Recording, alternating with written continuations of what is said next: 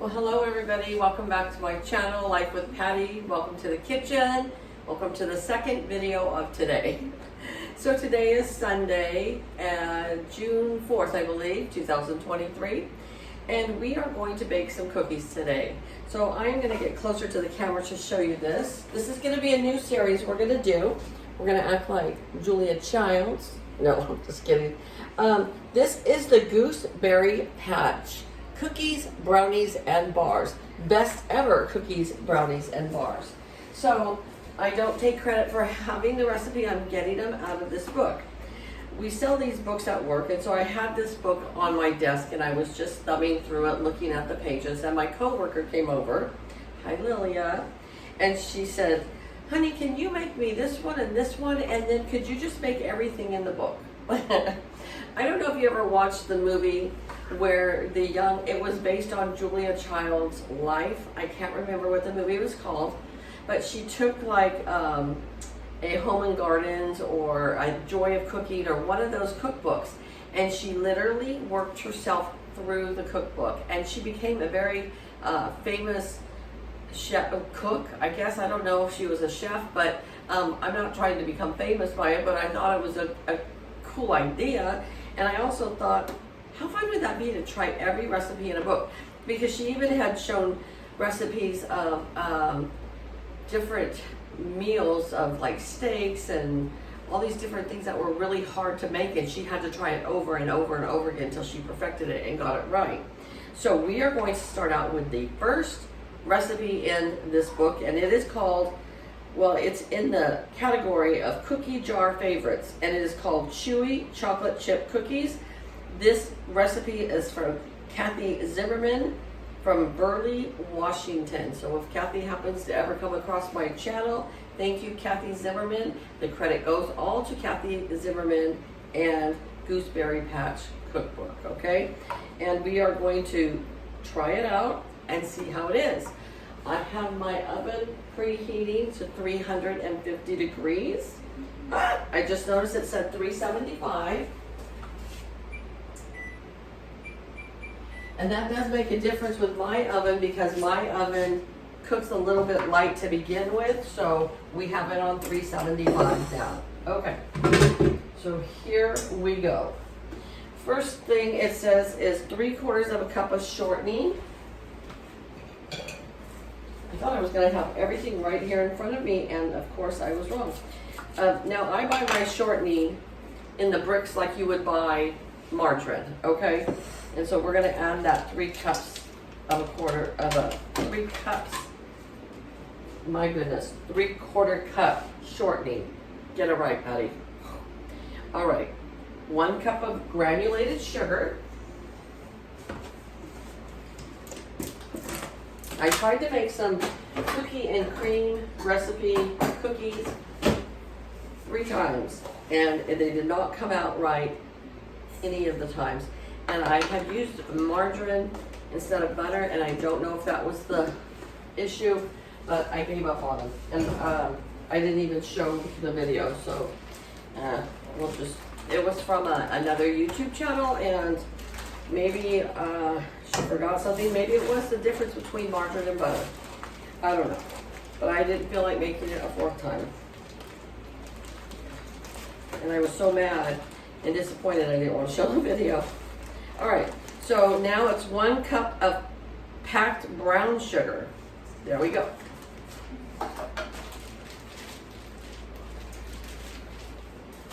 And 2 eggs.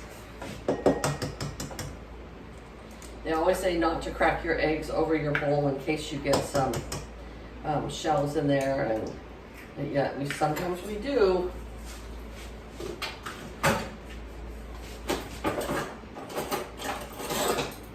And then the last thing before we start mixing is 1 teaspoon of vanilla.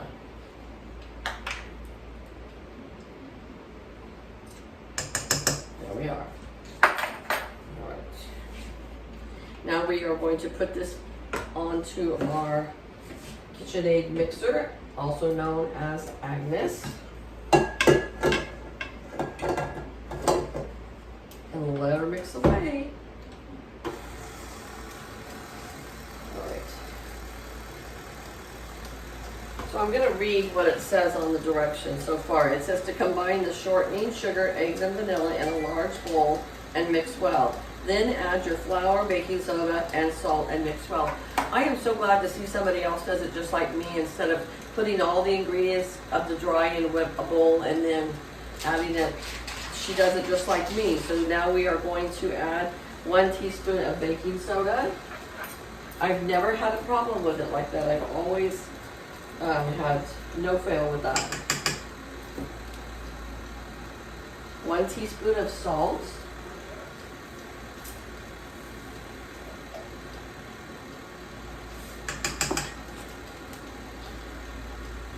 And 2½ cups of all-purpose flour. Move this over to the side.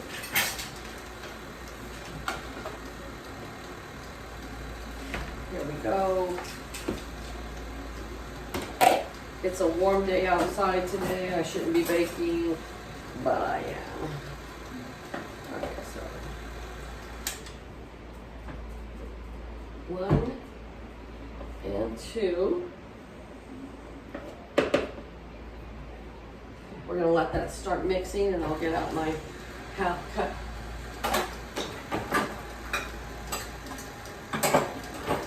And then a ½ cup for 2½ cups of flour. I'm going to let that all mix up together real well.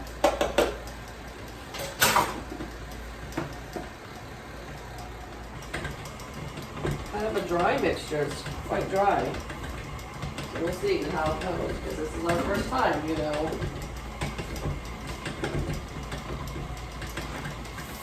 All right, mix well. And then stir in the chocolate chips and the pecans. And it wants a 12-ounce package of semi-sweet chocolate chips, which I have right here.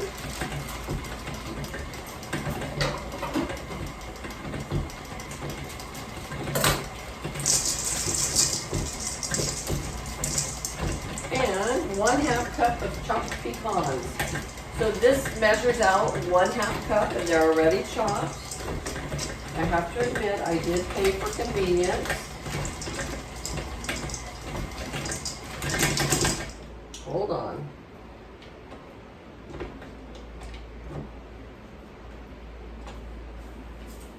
I'm going to scrape the edges there a little bit. Giving my little mixer a workout.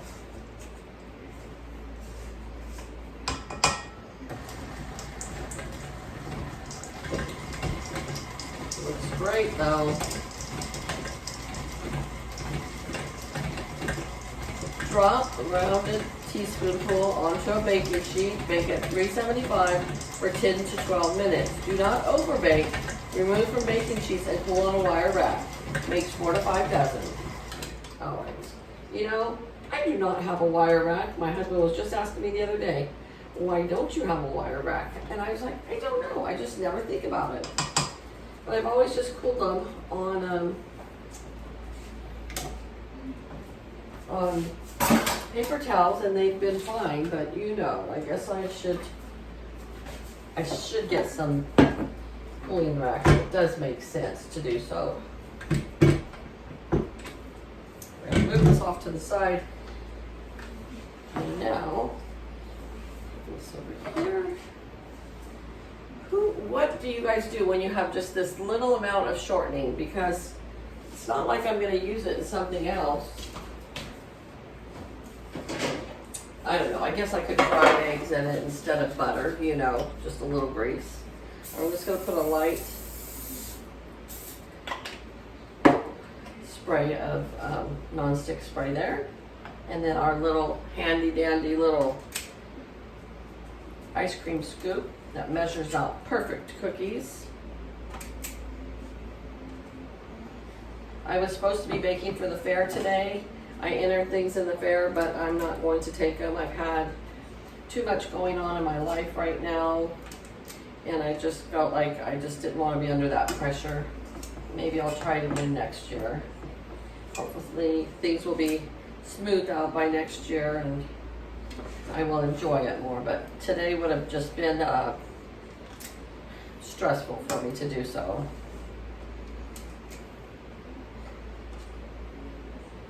1 And I kind of put it in my hand so I can ball it up a little bit better.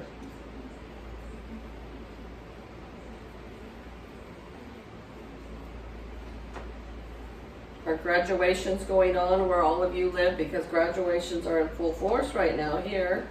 My granddaughter just graduated high school. Now she's going off to Cal Poly. She'd like to be a large animal vet. So off she goes to Cal Poly in the fall. I'm so proud of her. Cal Poly.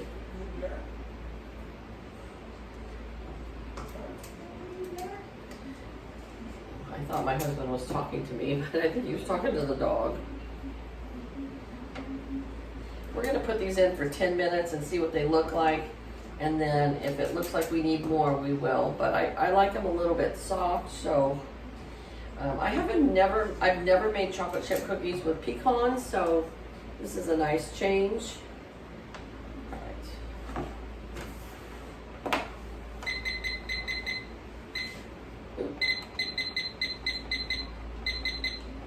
All right, I will be back when these are done and show you what they look like. Fingers crossed they turn out. All right, folks, well, I baked these for 11 minutes. You're gonna be noticing there's one off of the tray. That's because we're gonna try it. They look beautiful. They smell wonderful. And since I have never had one of these cookies before, I'm going to try it. So here is the cookie to try.